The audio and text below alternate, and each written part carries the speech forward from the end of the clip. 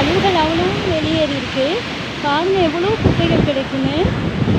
இதனால இப்போ எவ்வளோ தூரம் இந்த தண்ணீர் மாசடையுதுன்னு தெரிஞ்சுக்கிட்டீங்களா? இதுக்கு நம்ம மக்களும் ஒரு காரணம் தான்.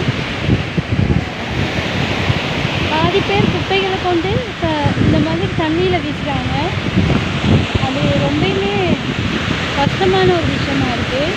இதனால் பாருங்கள் நீர் எவ்வளோ தூரம் பாதிக்கப்பட்டிருக்கு, எவ்வளோ தூரம் எவ்வளோ கழிவுகள் கிடக்குங்க பாருங்கள். நான் வந்து பார்த்த உடனே ரொம்பவும் கவலைப்பட்ட ஒரு விஷயம். இந்த குப்பைகளே போட்டு எரிப்பதனால எதுவும் ஆக போகாது. நீரில் இப்படி கொட்டிருந்தால பாருங்கள், இந்த நீர் வந்து கரையொருங்கும் போது இவ்வளோ குப்பைகள், அப்போ இந்த நீர் எவ்வளோ தூரம் மாசடையுது. கடலில் உள்ள குப்பைகளுக்கும் இவ்வளவும் கரை ஒதுங்கிருக்கு பாருங்கள். இது எவ்வளோ தூரம் மாசடைஞ்சிருக்குன்னு பாருங்கள். இதில் தான் இதில் உள்ள உணவுப் பொருட்களையும், நம்ம கடலில் உள்ள உணவுப் பொருட்களையும் நம்ம உண்றோம் தானே. இப்போ இந்த இதுவும் சேர்ந்து தானே நம்ம அதில் கலந்து வருது. பாருங்களே,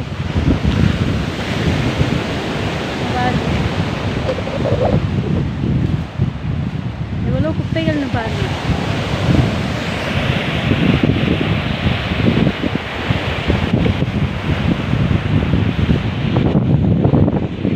ஆனால் அதுலேயும் கொஞ்சம் யோசனைப்படுற மாதிரி சில விஷயங்கள் இருக்குது. என்னன்னு கேட்டால் இங்கே பாருங்கள், மக்கள் என்ன செய்யறாங்க, அதுலேயும் தேவையான அந்த கழிவு பொருட்களை தேர்ந்தெடுத்து அது மூலமாக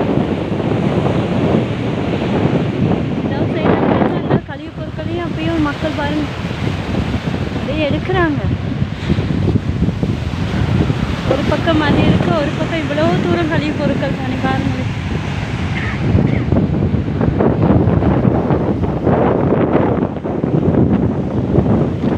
பாருங்க சூழல் எவ்வளோ தூரம் மாசடைஞ்சு போயிட்டு இருக்குன்னு பாருங்க. அதுதான் மக்கள்,